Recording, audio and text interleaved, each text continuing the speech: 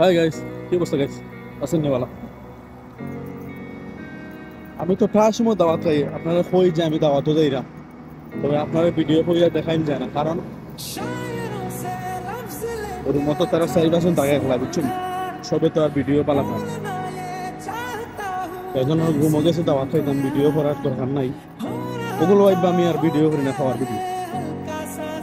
তবে গাইস আজকে আমার বেস্ট ফ্রেন্ডে দাওয়াত দিছে। হ্যাঁ, কিন্তু খাস ড্রাইভার, বাড়ি কুমিল্লা। অত্যন্ত মজার মানুষ, খুব মিলের মানুষ।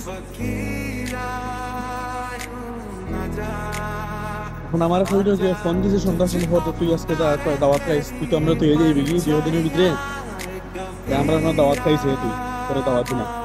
আমি বুঝছি মনের ফাতলামি করে দম করে একটু আগে ফোন দেওয়ার পর তুই আস না কেন সকাল গরম তো লাগি পাশে পরে আমার ভিডিও কল দিছি, ভিডিও কলটা দেখাইছো ওই যে আমি সত্যি তো লাগি গরম শেখে দিনে রাঁধছি, তুই আইও আইও দুই ফেলে বইয়া হয়নি মানে জানি মতো ঠিক আছে।